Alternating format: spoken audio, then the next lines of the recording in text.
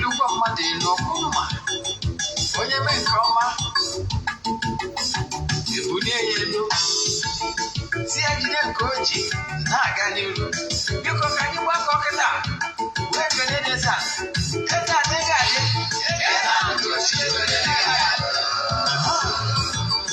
Eze-Ana Ugochi tubelu nwoke ọma na oraifite ị ga-adị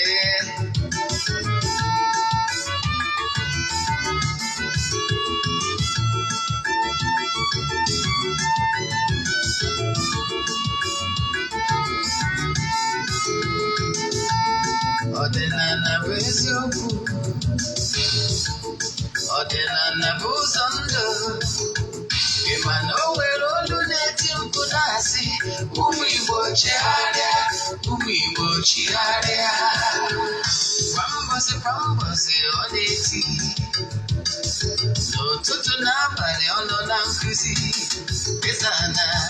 Eze-Ana Ugochi tubelu onye ọma na oraifite onye mgbasa ozi ọma ọdịnala gaba n'ihu Eze-Ana Ugochi tubelu onye ọma dije eme ọnụ ọdịnala bụ ụzọ ndụ gaba n'ihu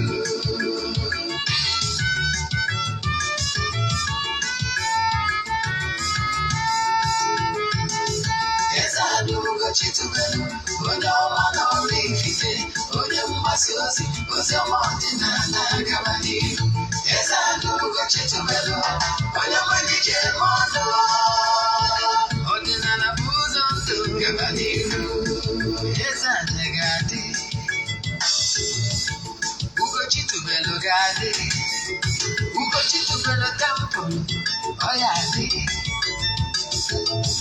maka na eziokwu anwa jaja ndị okenye dịga anyị front and back ndị ochie dị anyị front and back fọdesi kala aka ụgọrị ụmụ Igbo si anyị rapụ nke anyị na nke fe ka mma buru Baịbụl bịa akwụkwọ akụkọ wepekwa chọọchị fa okpuru ụka adịkwa ụtụtụ ọma na ụmụ ọdịnala Igbo anyị abịakwa n'oge awa nke eziokwu oge anyị ji awa eziokwu niile agba nke ọ bụ mụ nwa bụ Ogbuefi Eze-Ana Ugochi tubelu na oraifite na-anọ n'isi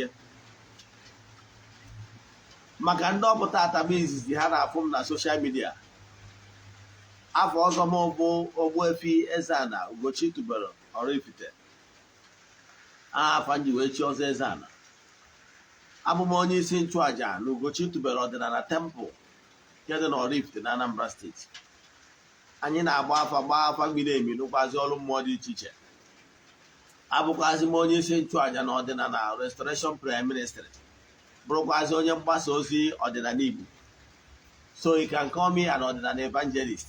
I will answer. My mission is to help people live better life.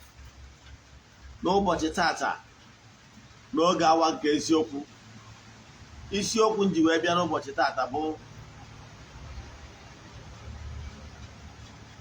idol worshiping. What is the idol worshiping? Idolatry. Ọnya chọrọ ka nkụzielu ndị mmadụ taa maka na what you don't know is only a mystery to all, to you and not to all. What you don't know is only a mystery to you and not to all. Onye ma bụ isiokwu anyị mana bifo anyị gaba n'iru ka anyị maa ọkwa dị mkpa echefukwana na aja anyị na-achụ n'igwe aja anyị na-achụ kwa ọnwa nke ọnwa Septemba ka na-aga n'iru eji m n'aka na ndị niile sonyere na ya bụ aja enwetachago ihe onyonyo nke mpụ n'ọnwa ihe onyonyo ọzọ ha ga-enwetakwasị ịbụ ihe onyonyo nke nchịkọta na ngwụcha ọnwa Septemba. Anyị kwukwaziri na isonye na aja anyị na-achụ n'igwe na ị nwere ike isonyere ya anya bụ aja ebe ọbụla ị nọ from all over the world, ndị nọ n'Oru na ndị nọ n'Igbo. And anyị kwukwaziri na distance is not a barrier n'ọrụ anyị na-alụ maọbụ na afọ anyị na-agba na temple. Ka bụ ihe ị kwesịrị ịma. Nke ọzọzi ọkwa dị mkpa, ọ bụrụ na ị chọrọ isonye na ya bụ aja mbụ n'elu aja ịpụta ihe aja esigoro na ya bụ ndị ọtụtụ ndị mmadụ elu nke bụ eziokwu na ya dara esho testimony na social media maka ọdịrọ necessary ọ bụrụ ihe anyị ji maka ịbịa mana a ga-aka nte yo na Chineke na-emere onwe ya aha yes wee kọwaa ọ bụrụ na ịchọrọ isonye na ya bụ aja ndị na-esonye bụ na ya bụ aja almost 2 years anyị ji bido ya amanụgo ka esi eme ya mfat ọgwụgo na ndị bụ ukwu tụrụ adịghị yes maka gị ma onye ọfụ ihe ị ga-eme wee forward ya 3 prayer request then ime ka e donation token to the account number echatizie m na WhatsApp agwa gị other details I need from you in order to book you. WhatsApp number ị ga-eji nweta mbụ 0813 82 43 871. I repeat 0813 82 43 871. ị nwere ike isend WhatsApp message na nọmba mbọ maka na WhatsApp nọmba ị nwekwaziri ike ịkpọ ya akpọ ọ bụrụ na m epikiri ya my PA will pick it yes. ọkwa ọzọ dị mkpa bụ ọ bụrụ na ị bụ child of the temple ya bụ na ị kụrụ mbamba atọ arụsị na-achụ ndị amoosu na-achụ ndị otu nzuzo ọ bụrụ na ị kụrụ ya mbamba na temple echefuna na annual festival anyị na-eme maka child of the temple ndị niile bụ children of the temple nke a na-eme once in a year nke arụ anụnwa ga-abịakwa na September 16 ya bụ na Saturday na-abịanụ yes September 16 ka ọ ga-adị wee mee nke arụ a ga-apụ nnukwute iche anyị wee kwuo na onye ọbụla bụ child of the temple mana ọ ga-achụ aja a na-achụ kwa arọ ọ bụrụ na ị nọ n'oru ma ọ bụ na ị nọ n'Igbo n'ime enwe ike ịbịawu echefukwa na isendị ihe ịchụ aja gị for the year. ọ bụrụ na ị ga-abịa physical echefukwa na ibido ịchụ aja anyị na-ebido 8 in the morning kwụsị na 12 noon so ihe ọ pụtara bụ na ị ga-anọrịrị na temple within this time frame ka ị wee nwee ike ịbịa kpee ekpere wee chụọ aja na temple maka na ọkụ a na 12 anyị bidozie other entertainment ya na ịgbara ụmụ mmụọ egwu yes so ọ bụrụ na ebe ị ga-esi bịa na ịma abịawu before kwụọ 12 then ị mara na ihe ọ pụtara bụ na ị ga-akaba arụ bịa na Friday anyị nwekwa cheap hotels around ị bịa na Friday so that 8 am ebido na ndị izizi bụ ụzọ wee bịa ndị emewurozi nke ha ndị bịara late emewuro nke ha mana nke ha ga-abakwachi next week ye by Tuesday maka na weekends mana ọza Sunday anyị jọ Sunday achụ aja ihe mme and Monday ịma na ọkwaji Tuesday so ọ bụrụ na isi ebe tara aka abịa ịma na ị ga-esere ịbịa Friday yes na ya bụ ụbọchị ga-abụ nnukwu mmemme nke ara anụnwa enwego ọtụtụ ndị egwu ọdịnala ndị ga-abịa ụbọchị anwa eme ndị mmadụ obiọma wee gbara ụmụ egwu mmadụ dịka Chinaza Igbo ga-anụ ya live enwekwazịrị ndị egwu ndị ọzọ dịka ije nwa mma ọ ga-anụ ya live eze nwaanyị mmiri akụ ga-anọkwu ya live na ndị egwu ọdịnala ndị ọzọ dị iche iche yes all celebration ka ọ bụ then nke ọzọzi m chọrọ ịkọwasị bụ ọ bụrụ na ị laikiri nkụzi anyị na-anụ taa edeghị anya n'isi n'eziokwu TV wee na-awụ ọchị anyị mana ị chọrọ nkụzi anyị na-anụ taa gbasara idol worshiping taa na ị chọrọ ịnụ nkụzi ọzọ ma ọ bụ na ị chọrọ ka ishigharị ya mmadụ jee na my YouTube channel Ogbuefi Eze-Ana Ugochi tubelu oraifite ị ga-enweta nkụzi a ịnụkwa ya ọzọ ị ga-enwetakwazị nkụzi a ishigharị ya ndị mmadụ na YouTube ọ bụrụ na ị na-esonyere anyị n'eziokwu TV onwe ha na Nollywood movies ịwọchị na chanel abụ eziokwu TV which ị nwere ike ịwọchị na any other channel ịlikiri ọ bụrụ na English movie jee na Ugochi tubelu movie productions ịwọchị ya ọzọ ị nwekwazịrị ike ishigharị ya ndị mmadụ ọ bụrụ na Igbo movie Nollywood movie jee na eziokwu TV Nollywood movies ị ga-awọchi ya. Ọ bụrụkwazị ya mmemme ndị ọzọ ị na-afụ n'Eziokwu TV, ị nwere ike ịfụkwa ya n'Eziokwu TV YouTube channel. Nke ọzọ dịka anyị si wee kwu na our mission is to help people live better life. Ọ bụrụ na ị nwere onyinye ime ihe ejije ma ọ bụ ịlụ na any department ọbụla dị na Nollywood, na ị chọrọ ịnọ under our production ka anyị project ya gị mee ka ndị ụwa mara maka gị, echefuna na ị ga-abịa audition anyị ga-enwe na September 26th. It must be in the venue by 12 noon. Anyị chọrọ iji nyawa opportunity wee họpụta ndị nwere onyinye n'ihe gbasara ime ihe ejije na ụdị dị iche iche, ndị ga na anyị ga project kwazi. Yes, September 26th. Then ka anyị gabazie n'iru na nkụzi anyị ji wee bịa n'ụbọchị taa. Nkụzi anyị ji wee bịa bụ ihe ị kwesịrị ịma. Yes, mana ọkwa ikpeazụ bụ ọ bụrụkwanụ na isonye na aja nke ọnwa Septemba mana ị chọrọ iso na nke ọnwa Ọktoba, echefukwara ịchatịkwa ya bụ nọmba, WhatsApp nọmba. Then nkụzi anyị ji wee bịa tata bụ kene bụ idol worshiping. Ọtụtụ mgbe ndị mmadụ aghọtara ihe bụ idol worshiping, ya ka anyị chọrọ ka anyị kọwa taa ka o doo anya. Maka na ọtụtụ mgbe ebogo ọdịnala Igbo ọtụtụ ebubo dị iche iche site n'aka ndị aghọtaranụ. Denụ ụfọdụ ndị Igbo kwasị ndị aghọtara how things work wee kwenye na ụdị ebubo dị etu a. Ke ntị ka nkọwara gị ihe bụ Igbo spirituality. Igbo spirituality bụ ọdịbendị agbụrụ ọbụla nọ n'elu ụwa were etu ha si ekpere Chineke, nke Chukwu Okike nyere mba dum n'usoro ha ga-esi wee na-akpọku ya. Na mba dị iche iche nwere usoro ha si akpọku Chukwu Okike. Were ewu ma ya ụdọ na were ụdọ ma ya ewu ofu ihe ka ọ bụ. Ihe dị iche wu metọdụ ndị ji eme, maka na nkụ dị na mba na-eghere mba nri. Ekedego Chukwu Okike a nke pụrụ ime ihe niile, onye nyere m opportunity wee nwekwa ike wee gaa na mba dị iche iche dị outside Africa ka mma alụghị atụ like mba India. Ejego m mba India wee mee research ihe gbasara usoro okpukperechi ha na-akpọ Hinduism, and I find out na ya bụ Hinduism na usoro okpukpere ndị ọzọ ma ọ bụ Shintoism nke ndị mba Japan, ha niile bụ ofu ihe. Ya na usoro okpukpere Chineke na nsọtụ ụwa niile, ya na usoro okpukpere Chineke na usoro Afrịka, ihe dị iche bụ name.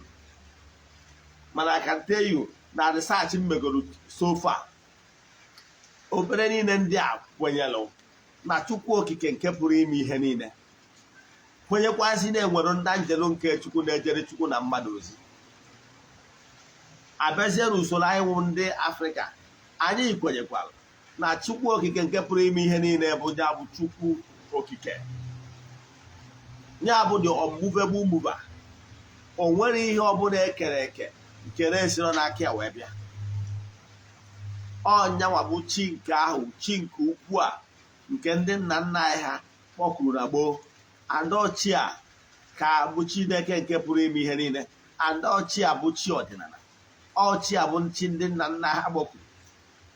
Ka m kọwalụ gị ihe maghị, ọtụtụ ndị mmadụ na-ebe ọdịnala ebubo na anyị na-ekpere arụsị, mana ọ na-abụ nneche ndị na-etu anyị anụ m amụ maka n'ihi na they don't understand how things work. Believe in me, they don't understand how things work. Nke bụ eziokwu ka m chọrọ ka m mee ka o doo anya ihe bụ idol worshiping. Chukwu Okike nyere mmadụ nọ n'ụwa, mmadụ niile nọ n'ụwa, 10 commandments, and that 10 commandments will the basic knowledge n'ihe ọbụla onye ọbụla nọ n'ụwa ga-eme ka o wee nwee udo. Chukwu okike nyere ya mmadụ wee nye ihe akpọ 10 commandments. And ọdịnala Igbo kwenyere na onye ọbụla anaghị edebe iwu ndị a na onye anwa na-eme nsọ ala, maka na ọdịnala Igbo kwenyere na ọbụ ala na-agọzi mmadụ. Ijegoro n'Ancient Book ihe afọ ebe Chukwu okike na-ekwu sị na akwụkwọ Leviticus bido from chapter 14 gbadatawa sị na ya ga-agọzi ndị mmadụ mba niile ndị ọbụla debere iwu ya. Ọ sị na ya ga-agọzi ha ma ha iluo their land, maka na ọ na-ana ka ihe ọma niile si na ya na-abịa. Ana na-agọzi mmadụ. Mgbe gburugburu mgbe enuba n'ọsa, ọ bụrụ na a na-ekwu okwu nwaanyị a ga-asị gị si chọta nwaanyị anya lụrụ ana, maka na ọ na-ana ka blessings si abịa. Ihe mmadụ na-eri wee na-adị ndụ bụ site n'ana. Eweziga ana na ihe ana nyere mmadụ ka mmadụ rie ka mmadụ wee dị ndụ, mmadụ agaghị adị ndụ, maka ihie na ana bụ isi mmụọ. Gịnị ka m chọrọ ịkọwa maka ya? Chukwu okike nyere mmadụ 10 commandments. Nọọ bụ ihe ndị a ka ọ ga-agba unu mee unu adị ndụ na ana ndị dị ndụ. Nọọ ihe ndị a ka unu ga-eme unu ewee bụrụ better human beings. N'ime iwu a Chukwu okike nyere mmadụ, let me warn you, iwu iri a nyere mmadụ abụrụ iwu ndị ụka. Yes, make no mistake about this.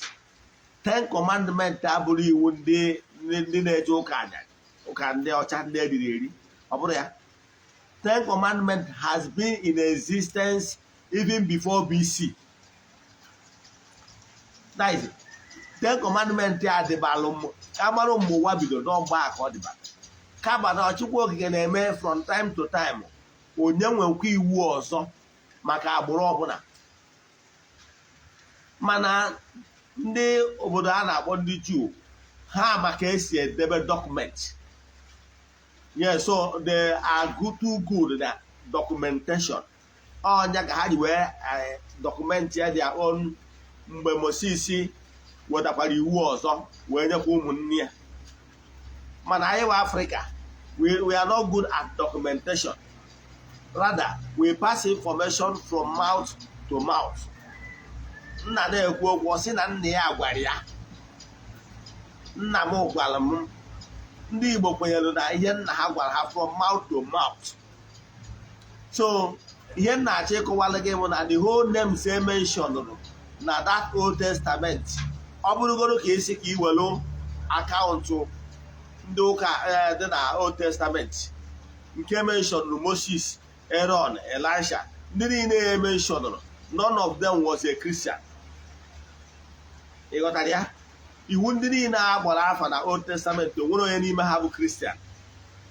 So onye na-achọ ịkọwara na 10 commandments has been in existence, and 10 commandments a bụ iwu Chukwu nyere mmadụ ka o wee dịrị mmadụ mma. Gịnị ka m na-ekwu maka ya? 10 commandments a bụ bido n'iwu nke mbụ wee ruo n'iwu nke atọ bụ iwu Chineke rizavụrụ onwe ya na ụmụ mmụọ niile na-ejere ya ozi. Mana bido n'iwu nke ịnọ wee ruo n'iwu nke iri bụ iwu ga-abalụ mmadụ uru maka ọdịmma nke mmadụ, ka ụwa wee bụrụ saladị wee nye ụmụ mmadụ nọ n'elu ụwa dum, ka e wee nwee harmony n'elu ụwa gbaa gburugburu. Ọnya ka Chukwu okike ji wee nye mmadụ iwu ndị a.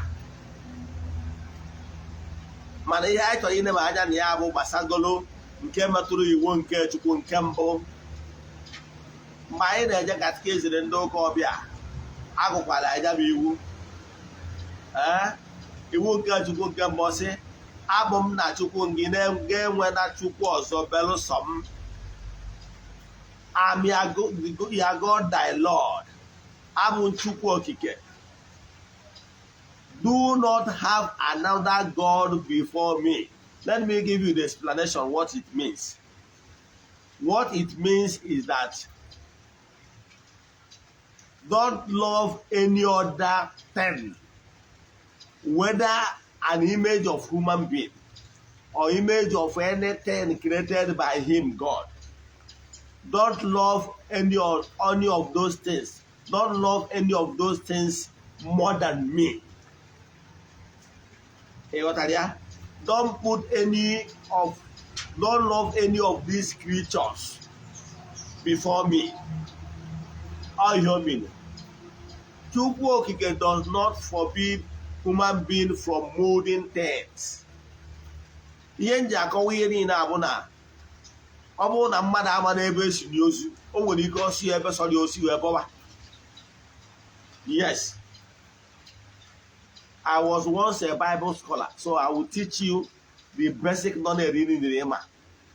Now, ihe na-achọ ịkọwara gị bụ na ihe Chukwu Okike na-achọ ikwu datị na abụrụ na Chukwu Okike siri ga-eme na any image. No. Ihe ọ na-achọ ịkọwara gị bụ gaa fụ na those whatever that image represents n'anya karịa anyanwụ bụ Chineke.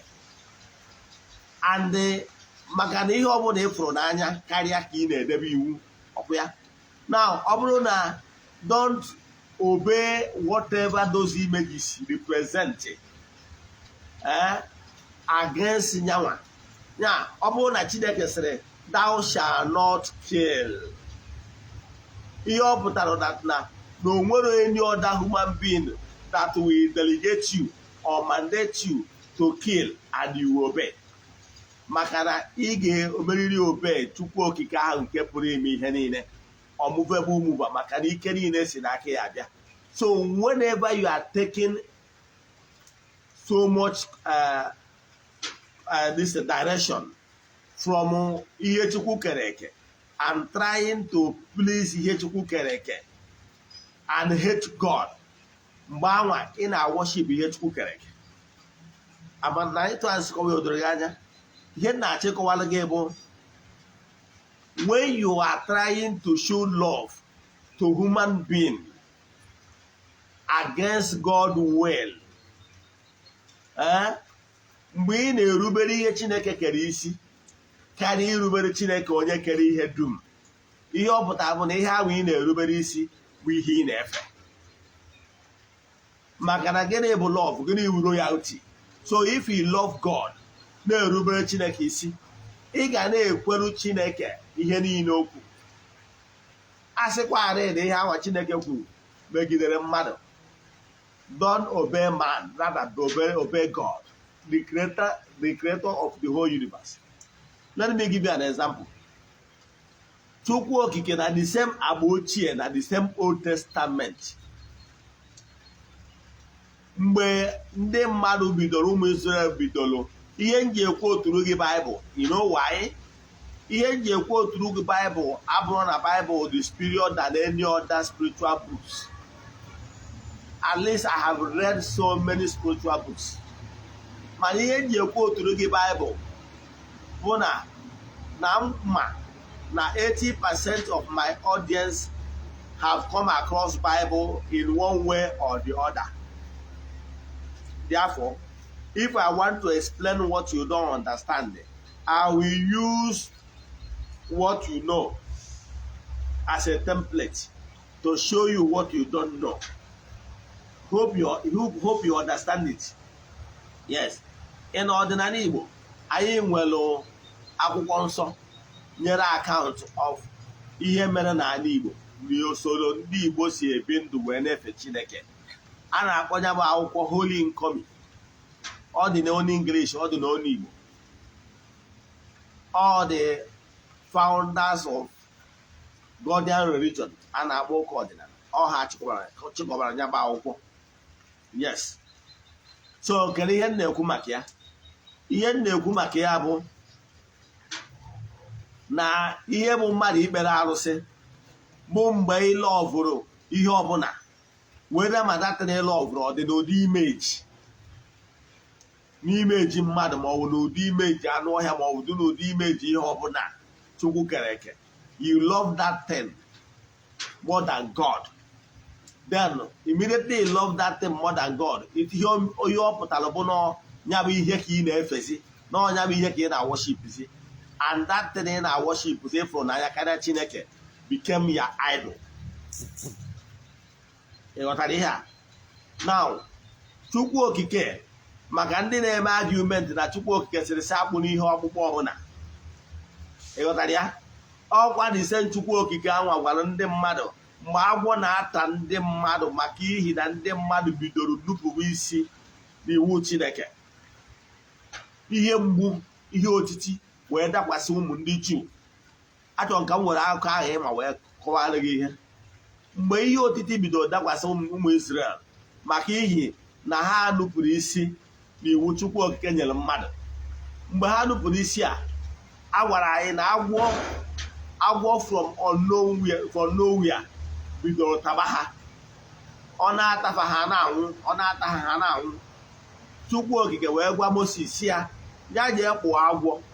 Ọ gbụchaa agwọ ya kobe n'elu na onye ọbụla agwọ tara nwere okwukwe wee na-enye bụ agwọ anya na onye a ga-enweta ọgwụgwọ nsọ. Ịghọtara ya?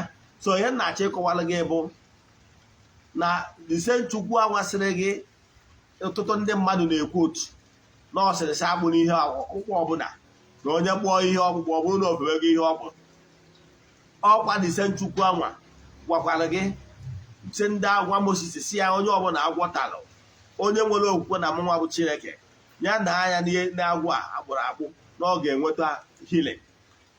Ihe m na-achọ ka m nwetara gị ihe nkọwa dị na okwu a bụ ihe Chukwu okike chọrọ ime bụ once even if you are passing challenges of life mana maka ihi nnupụ isi gị ma ọ bụ ekweghị ekwe gị then i wee nwee ihe mgbu na ọ bụrụ na ị ga-ewelite anya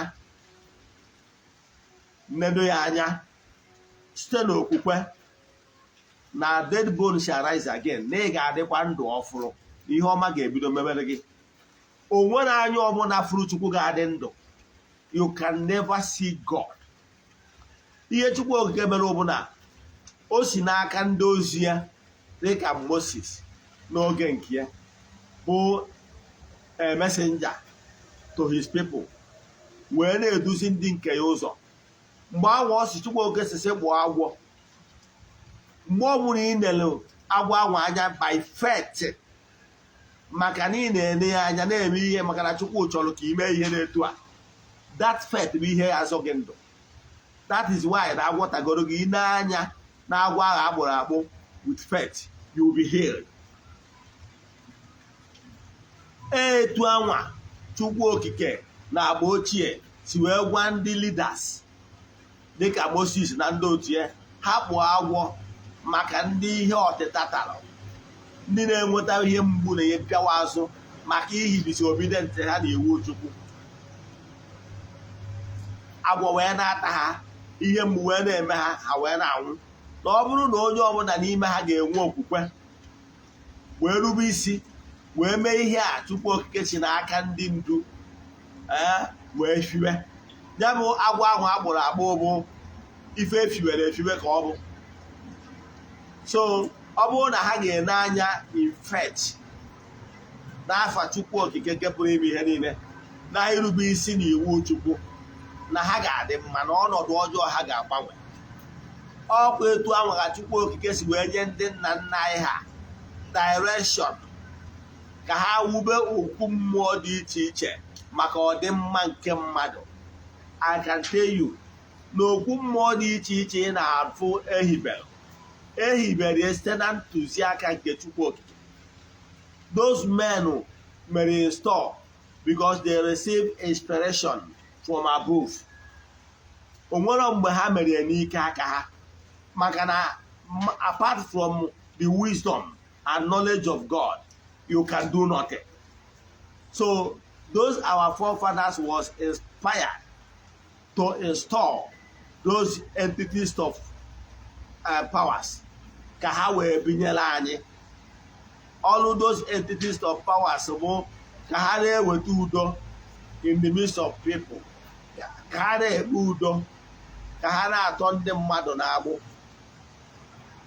Chukwu okike si n'ụdị ha wee binyere anyị. Ndị a bụ ndị anjelu nke Chukwu, ndị na-agagharị na-eme mma na-atọ ndị mmadụ amụ, nke bi n'etiti ndị mmadụ.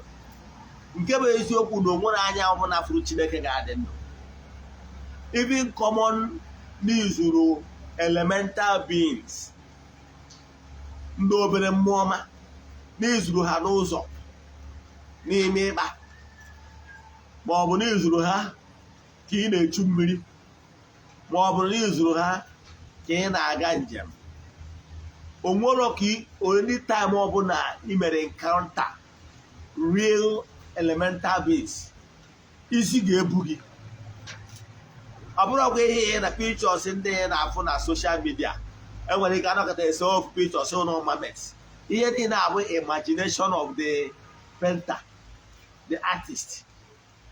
If you were anya gị a nwere ka ị onwere onye ọbụla these pictures ị na-afụ na social media was never taken by direct or imagination of the artist serial. Onwere ka ị ga-esi wee fụ mmụọ isi mmụọ nwachelu, let me snap you, let me snap you. Ebube na vibration si n'ebe mmụọ nọ, ị ga-ada na sef ịfụ mmụọ. O nwere ọtụtụ ndị mmadụ fụrụ mmụọ mgbe gboo. Ịfụ mmụọ the ebube tu na mmụọ anwa, you will not even raise your face, assuming they permitted you to have a glimpse. You will not be able to even start snapping them. Isi ga-ebu gị unless na ha chọrọ ka ị nwee ike wee comprehend your encounter with them. They now reduce the vibration of their powers towards you. Ọsọ ya ka ihe ji wee wike efu mmụọ anya. Mgbe gburugburu ọtụtụ ndị mmadụ na-ha zuo mmụọ, ha natabe ha ma ekwu okwu for days, a na-achụ àjà, na-arụ ọrụ mmụọ dị iche iche. Enwere ike after some days o regain no consciousness, o nwee ike wee kọwatụ nyetụ idea of ihe ọ gabigara n'izu mmụọ. So Chukwu okike ala wụrụ ka e nwee ndị angel ya ndị na-agagharị na-eme mma. Ọ ndị angel a ka ọdịnala Igbo kpọtụrụ n'ụdị okwu arụsị dị iche iche n'obodo dum. Etu anwa ka ndị okpukpere ndị ọzọ kwasị like ndị Hinduism, like ndị Shintoism and rest of them sikwa wee kpọtụkwa nke ha. Ndị angelo nke Chukwu wee nọ in their midst na-agagharị na-eme mma. Ama nnọọ na-edoghị anya ebe nsi apụta. Ebe nsi apụta bụ na Chukwu okike adịrị against mmadụ ikpunye n'imeji. Ihe Chukwu okike dị against bụ mgbe ị na-efe dozi imeji, na-akwari dozi imeji ugwu, chesi onye nwa bụ Chineke. Iji maatụ, ọ bụrụ na ị nwere ego ịkpụ monument, maybe your late father or your late grandfather image, do that. O nwere ihe ọjọọ dị na ya. Yes, all monument, ihe iji wee na-elota nna gị bụ odogwu. Ịghọtara ya? Ọ ihe ọ bụ. Etu a ọnya batakwuru ime ife ma gọọmenti na-agbụkwu their past leaders, their heroes, ka e wee na-elota ha wee na-celebrate ha. Ije na Imo State Samuel Okparaji Stadium, ị ga-afụkwa ebe a gburu imeji ya ebe anwa.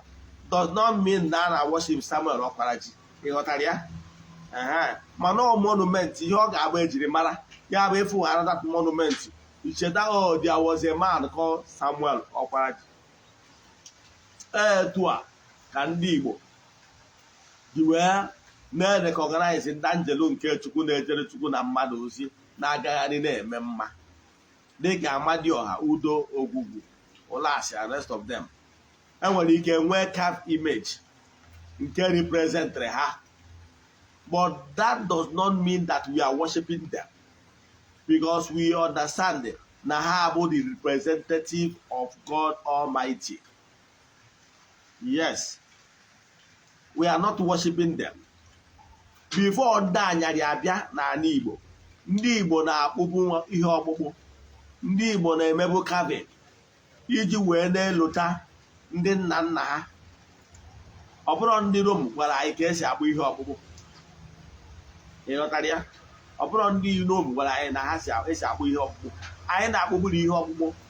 Mgbe ha bịara, fact, they took some of our artifacts back to their countries. Ha ka na-return to date. They took them in numbers. Here na that we are not worshiping those images. The way we mold our own images, we genuflect in devotion before those images does not mean that we worship them. We genuflect because of the spirit not behind that image. Ọnkwanye ugwu a na-akwanyelụ mmụọ nke kwelụ nke sịrị ka ya bụ personality, ka ya bụ image anwa dị representary nya ka a na-akwanyere ugwu. Ndị na-akwanyere a policeman or a uniform man ugwu, not to fight that uniform man in public, does not mean they worship that uniform man. However, what would that uniform man represent? That uniform man represents the Federal Republic of Nigeria. So whenever you are giving respect to that man, it's because of what he represents, a country he represents. That's why you are respecting that particular policeman. You got that? That uniform, you respect that uniform because of whom that uniform represents. Onye nya uniform they represent. Or put on in our worship here. I can tell you, even in government offices today, you got a governor, a young guy of maybe 50 years. Yes, a young man of 50 years. You know, from Pamado who 60 years. Or that's Your Excellency, sir. Or not about Your Excellency, sir. Are you saying that the man is worshiping governor? He's not worshiping governor. Rather, he's giving respect, honor to whom honor is due. Makano Chineke na-eme that sound, that man wanaza, but respect God for what that particular government official represents. For the seat of power which he represents. The same way our Okummo dị iche iche represent the seat of power of the Almighty God. Na ha bụ ndị angelo na-agagharị na-eme mma, na-eweta udo n'obodo, na-atọ ndị mmadụ na-agbụ n'obodo. Ọ ihe ndị a ka eji wee hibe ụmụ arụsị niile a. So mgbe ị na-egenuflect, it's not that you are worshiping it. No. But you understand it. Na okwu mmụọ a nwere onye o representịrị bụ Chukwu Okike nke pụrụ ime ihe niile. Enwere ụzọ dị isi iche anyị bụ mmadụ si asọpụrụ mmadụ maọbụ imeji mmadụ, weda maọbụ mmadụ maọbụ imeji. Anyị nwere ụdị dị iche iche eji asọpụrụ. The way ndị ụka Rom maọbụ ụka ndị ọzọ si wee nwekwa images. Ịkpọrọ ya images, ịkpọrọ ya grotto, ịkpọrọ ya whatever, they are the same. Ihe dị mkpa bụ na the car is a carved something. Ije na Anglican church, ị ga-afụkwa ebe ha ti their own crucifix. You understand? Yes. That crucifix, whenever they are genuflecting, does not mean that Hannah worship the image, the crucifix. Ije na Catholic, you will still see crucifix again. This one with the image of Jesus on it. They are bowing. I remember that time when we are in Brussels, we still see images of Virgin Mary and everything. We bow. But that time, they told us that you are not worshiping those images. You are not worshiping Mary. Rather, you are giving her respect for whom they believe she is in their faith. Now, ihe na-achọ ịkọwala gị bụ na ọ bụrụ onye abụ ife efe. What determines whether ị na-efe ihe bụ ihe si n'obi gị abịa n'ihe ị na-ekwu n'ọnụ. Because a sị na from the abundance of the heart, the mouth speaks. Yes. Now, na ọ bụrụ na na-echọrọ ife Chineke ma ọ bụ na ihe na-odlese ihe akpụrụ akpụ, ewee kọwala anyị na ndị Katọlik wee na-akọwala gị bụ na ọ bụrụ ihe ndị a akpụrụ akpụ ma ọ bụ grotto ma ọ bụ whatever monument, na not worshiping it, rather they genuflect in devotion because of what that image represents. I agree. All in this mindset, bụ mindset ọdịnala. Ndị ọdịnala si wee believe n'ije na okwu mmụọ dị iche iche gbawụọ. ihe ị na-eme ihe ahụ abụrụ niile efe mmụọ anwa na ọnyanwa bụ Chineke pụrụ ime ihe niile, kama ị na-enye respect na-agba awụ in genuflection maka ihi na ikwenyere na mmụọ a bụ representative of the God Almighty, maka na mmadụ ama afụ Chukwu okike nwere anya ya na-abụ, kama ị nwere ike ịfụ his agent. Ịghọtara ya? Ka mmakwara gị atụ, o nwere mgbe nna ugwu Awụsa ọ na-agba anyịfụ ndị nnukwu ala ha ji a, ịma ka anyị si ekene ha.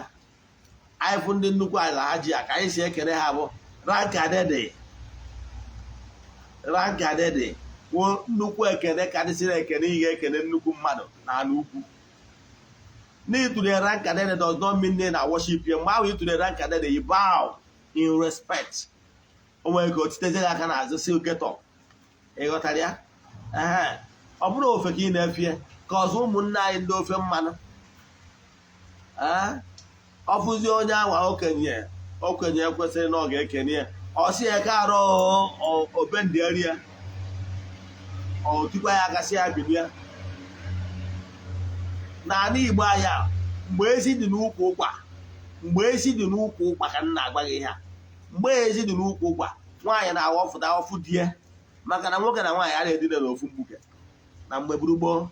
Ya sị nwaanyị nwere mkpuke ya, nwoke nwere ụlọ nke ya. Ịghọtara ya? Etu a ka o si wee dị mgbe ezi dị n'ukwu ụkwa. Ọ bụrụ ọzọ kịta nwaanyị na nwoke na-akpa iko nha anya, nwaanyị a na-agwazi gị na gị na ya nye na di ya na-eke ịkwụ ọfọwa, which is not true.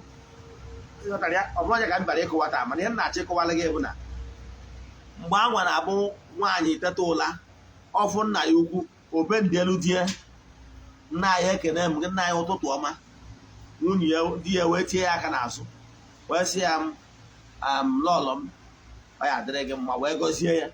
Etu ahụ ka ọ dị mgbe ezi dị n'ụkwụ ụkwa, mgbe nsọpụrụ dị. So etu ahụ ka ọ dị mgbe ahụ ị na-ekene ihe n'ụdị a, ọ bụrụ na ị na-efe ya efe, kama na ị na-akwanyere ya ugwu kwesịrị na ya akwanyere onye dị ka ọ dị. Ka nkọwaziere ihe gbasara nkwanye ugwu a ndị mmadụ na-agba ife efe maka na ha ghọtara how things work. Enwere ụzọ nsọpụrụ ịtọ enwere dulia, enwere hyperdulia, enwere latria. Dulia bụ nsọpụrụ mmadụ na-enye mmadụ ibie kianụ, maka na a na-asị na isi ha bụ n'ọnụ, mana enwere isi na-ebu ogiri. Ịghọtara? Isi na isi ha bụ n'ọnụ, o nwere isi ka ibie, enwere isi na-ebu ogiri. Isi na-ebu ogiri bụ ogiri udo ohi, mana isi a na-ebu ogiri bụ ogiri a jijie ya olu. Ịghọtara ya? So na isi ha bụ n'ọnụ. Ndị Igbo, onye ọnwụ na ịmaka gị na ndị Igbo na-enye onye ahụ respect a na-akpọ dulia, mmadụ ibe gị. Ụdị anyị na-enye gọvanọ, ụdị anyị na-enye onye nchụaja, ụdị anyị na-enye onye aka ji ọfụ, ụdị anyị na-enye ihe anyị fịa nna anyị kene all that a na-akpọ dulia. You are not worshiping the man, kama ị na-enye ya nsọpụrụ maka ihi ọnọdụ ọkwa ọ nọ na ya na ugo Chineke tubere ya, maka na Chineke na-etube mmadụ ugo. Ịghọtara ya? Ọ bụrụ na ị na-worship onye anwa, a na-akpọ ya n'olu Latin dulia. Then enwere nsọpụrụ ọzọ nke gbagọtakwa anụ karịa nke a na-enye mmadụ. Nsọpụrụ abụ nke a na-akpọ hyperdulia. Hyperdulia bụ nsọpụrụ ọzọ gbagọtakwa anụ karịa dulia. Nsọpụrụ abụ nsọpụrụ a na-enye entities of powers, ụmụ mmụọ, maka na onye amara onye ka ya nwụrụ anwụ. Ụmụ mmụọ bụ ndị na-ejere Chukwu na mmadụ ozi. Ụdị nsọpụrụ a na-enyere amadi ọha udo ogwugwu akpọ ọkalete na ụmụ mmụọ ndị ọzọ na-abụ agafeta ha, onye ahụ ekene tuo mmụọ afa kene mmụọ wee gafee. Ị na-ekene ya maka na ọ bụ mmụọ karịrị, maka onye amara onye ka ya nwụrụ anwụ. Ụmụ mmụọ ndị a na-abụ ọ bụrụ na ha chọrọ ka ikwenye na ike dị, ha ererizie dia radiation ịfụ mmụọ isi ebuo gị. Mgbe ọnwụ na ị nwere imekọta nwee nkanta fụ mmụọ fisikal, isi ga-eburiri gị, oles na ọ bụrụgo ụmụ mmụọ gịda ha na-erikọ, ndị gịda ha na-ekekọ. O nwere ike ha fụwazie gị, ha eredusuo that their vibration power so that ka i wee nwee ike withstand ya, wee gịda ha wee kpaa nkata. Ife dị. So onye na-achọ ịkọwa bụ na nsọpụrụ a na-enye ụmụ mmụọ ndị a ka a na-akpọ hyperdulia. mgbe anyị na-eje ụka Rom ụdị nsọpụrụ a ka ndị ụka Rom si ha na-enye Virgin Maria na ndị nsọ ha ndị ọzọ ụdị nsọpụrụ a ka ndị Igbo na-enye ụmụ mmụọ dị iche iche ya na ndị ichie ịghọtara ya den o nwere nsọpụrụ ọzọ wụzi karịcha adị ama aka nsọpụrụ a ka a na-akpọ latria nsọpụrụ a ka a na-akpọ latria nsọpụrụ a na-akpọ latria n'olu latria bụ nsọpụrụ a na-enye Chukwu okike nke pụrụ ime ihe niile and nsọpụrụ a o nwere onye ọbụla bụ onye Igbo ọdịnala Igbo kwenyere na Chukwu okike a nke pụrụ ime ihe niile chi nke ukwu adị ama aka ya na mmadụ a na-eri otutu ya mfadụ nwere okwudo onye mmụọ ọbụla onye ghọtara ihe ga-ewere otito adịrị Chukwu okike wee nye mmụọ ọbụla ma ọ bụ mmadụ ọbụla and ehi a ka Igbo spirituality na-akọwa ajụjụ bụzi kedu ka ndị mmadụ ga-esi wee nye ya bụ nsọpụrụ nke bụcha karịcha ka m kwuo otu olu ihe Rabai Jizọs ndị ụka ọbịa gwuru ọ sịrị ọ bụrụ na ị fụrụ m n'anya debe iwu kedu iwu ọ na-ekwu maka ya iwu Chineke that 10 commandments so ọ bụrụ na ị fụrụ Chukwu okike n'anya na Chukwu okike ka ị na-efe itikwara aka n'ịkwafu ọbara itikwara aka n'igbu ọchụ maka na anyị Igbo na-asọgbu iri nsọ o nwere ndị gbara ọsọ ọchụ maka na akwafuru ọbara na be ha blood is thicker than water ị na-edebagha n'iwu Chineke gị na-enwe iwu Chineke nsọ ala ị na-edebagha n'iwu Chineke ị na-efe Chineke ịghọtara ya ọ bụrụ onye ọbụla na-atụ nzu ma onye bụ ọfọ n'aka onye ọbụla bụ ọfọ n'aka mana ọfọ ma onye bie ọwịfụgha na onye ọbụla a na-edebe nsọ ala onye a abụrụ onye ọdịnala maka na ọdịnala bụ onye na-ebi ndụ according to how the land dictates how the other wants so ọ bụrụ na ị na-ebi ndụ idebe iwu ọdịnala ị bụrụ onye ọdịnala forget it ya just follow yourself ịghọtara ya so iwu ọdịnala a bụ ọbara ụlọ egosi anụ ọzọ ọzọ m na-enyekwa nkụzi gbasara ya iwu ọdịnala bụ igbu n'ọchụ iduna nwunye mmadụ iwu n'ihe mmadụ ibe ha anya ukwu were egbe were mma jee zuo mmadụ ori narịa ihe n'ike anya ukwu ka ị na-ewu ya na o nwere ihe akụ na ụba iweruzie mma na egbe je narịa ya anya ukwu ị na-enwu ya ide edebe iwu Chineke ide edebe iwu ọdịnala ịghọtara ya ifuru ọkụ Chineke n'anya kedu ihe m na-achọ ịkọwa bụ ọ bụrụ na ifuru Chineke n'anya ọ bụrụ by mouth talking ịfụ Chineke n'anya ịmara iwu ndị a o debelụ maka ọdịmma nke mmadụ ya na iwu ndị o debelụ ugwu a ga-akwanyere ime ihe ma idebe iwu Chineke ọnya bụ n'iwu onye ọdịnala ka ọ ịdị ọtụtụ ndị mmadụ na-efekwa ihe dị iche iche n'elu ụwa taa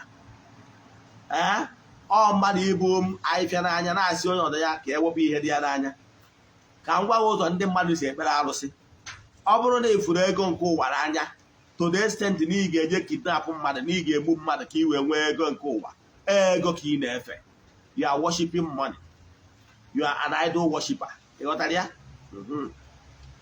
ọ bụrụ na ifuru nwunye gị n'anya to the extent na nwunye gị nwere ike ịgwa gị ị na ọda ka imeta nwunye gị mma ije were mma gbuo mmadụ ibe gị ije wụsa mmadụ ibe poison maka ihe ihe nwunye gị gwara gị ka ị wee meta nwunye gị mma ihe ọ pụtara na ifuru nwunye gị a n'anya karịa Chukwu ọ nwunye gị a ka ị na-efe ihe ọbụla ihe ọ ya abụ enwere ike isi na ị na-agbara mmadụ odibo n'iwe oti mkpu na onye nwa wụ bọsụ na onye nwa abụ kọmanda ga-ewesị gị jee gbuo mmadụ jee gbuo mmadụ ọ kọmanda gị aka ị na-efe ya worshiping kọmanda ịghọtara ya maka na Chukwu okike gwara gị emena ya mana gị nwara onwe gị chuzu otu mee because of ya ihe kọmanda gị gwara gị ọ kọmanda ka ị na-efe ndị mmadụ kwesịrị ọ bụrụ mmadụ hapụ ike nyụrụ ahụ na na-akpa isi ọkpọ ihe ndị a bụ ife arụsị ihe ọbụla ị na-efe ma ọ bụ ị chọrọ ka irubere isi mee ya against iwu a Chukwu okike siri gị eme na imeghara ihe anwa irubere isi ka ị na-efe ka ndị mmadụ hapụ ihe dọkịta na-achọ hapụ ebe wu ife arụsị na-akpọ ihe ọzọ ọ bụrụ na m dewere foto nna m ebe a mpụtasịa nna m ụtụtụ ọma ọ bụrụ nya adị m efe ya efe jere nsọpụrụ ka m nyere ya maka na ama na nna m a na ọ bụrụ Chukwu ka ọ bụ mana na nna m a ga-enyere m aka taa iyo n'aka Chineke dozi mmiri eneten oke ọ bụzie na ikwere ịchọrọ ka ikweta na ọ na-eme ịfụ gọvanọ and ịma na gọvanọ ga-enyewu nwa gị ọrụ ịfụ gọvanọ na-ene gọvanọ like this ikere ya ka mmadụ ka ọ ga-esinye nwa gị ọrụ ịma ọnụ good morning tọta how are you ịma ọnụ efu gọvanọ ikene his excellency ịkpa echazieri ugwu o wee jụọ ọgụ nwa m kere ka ime wee sị ya Mr. Gọvanọ n'ọkwa nwa gị na-achọ ọrụ ka ị gara achọ ọrụ o wee sị gị oke ngwa gị weta CV ya ka e wee n'ọrụ ịma ọnụ good morning anyị kenere ya ka o ji wee jụ how are you ịmara ya ịma ọ na mgbe ị na-ekene ụmụ mmụọ na-ekene etu ụmụ mmụọ afa ịtụchazie ha afa ha wee sị gbuo kekere ka o si wee dịrị gị isi ya n'ọkwa nke abụ mkpa m nke abụ mkpa m e wee mere gị ya ịmara so onye na-achịkọwalụ gị bụ nọọ ihe ndị a ka ị kwesịrị ịma ọ bụrụ na ị mara ya ya just joking. So what am I saying in essence? Ihe m na-ekwu in essence bụ na ị ga-amarịrị n'ihe bụ ife alụsị bụ ife alụsị abụrụ mgbe ịkpụrụ ihe ọkpụkpụ maọbụ na idebere ike nga gị abụrụ nyanwa maka na gị nwa mana na nsọpụrụ ị na-enye ya bụ ihe ahụ ike nke gị ahụ maọbụ chi gị anwa maọbụ ndị nna nna gị anwa nọọ maka ihi na ị chọrọ ka ha yọtara gị ayịyọ n'aka Chukwu Okike nke bụrụ ime ihe niile onye ike niile si n'aka ya bịa ọnya ka ibu n'obi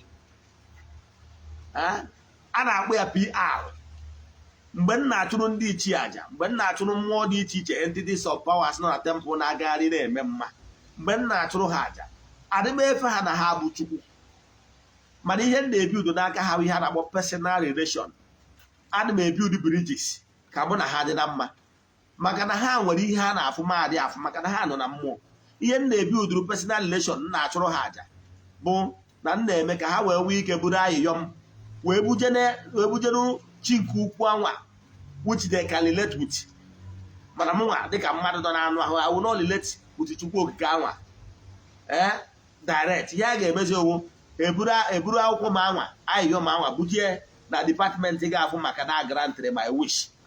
Funny enough, some of these entities of powers are in charge of granting our request.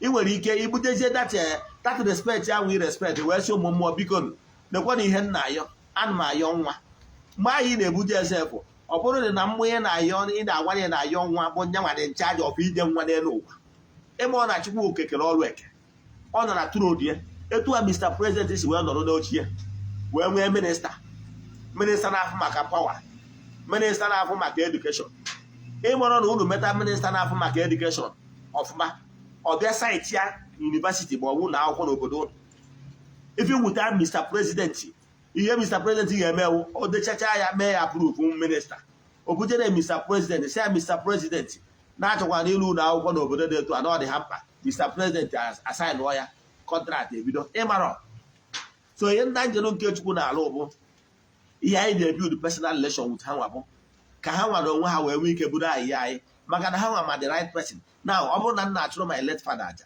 ma ọ bụ ndị ichie be nna m mgbe m na-agwa ha ihe bụ mkpa m ha nwa agbalugo dipatmentị ebe a ga-ebuje my file na mmụọ ha buje ya ebe ahụ ha sị biko na onye ahụ my beloved son whom I love so much biko na ihe mkpa ya biko si merie ya approve emerie ya approve ịghọtara na ihe na-esi na nke oji akarịa ka mmakwa atụ ọ bụrụ na ị nwere long leg na ị na-achọ kọntraktị na Naịjirịa ka m wee Naịjirịa ma atụ i wee na-asọmiti kwoshọn gị n'Ọka ma onye na-asọmiti ya na Abuja ọ bụrụ na o nwere nwanne gị ma nwanna gị onye ịma wu minista na-arụ na Abuja ihe ị ga-eme na ọ bụrụ na ị nwere uche understand how things work bụ ije n'ọfịs ya iwee si ya onowu Igbo ọzaghị isi ya onowu na nchọkwara ije sọmiti application n'ọfịs prezidenti ka e wee nye m nke a ma ọ bụ nye m nke ọzọ ọ sịghị ọkwa eziokwu isi ya isi ya onowu Igbo ọzaghị isi ya onowu na ọ bụrụ na ị nyere m aka nweta kọntraktị a na-achọ na Abuja na mma enye gị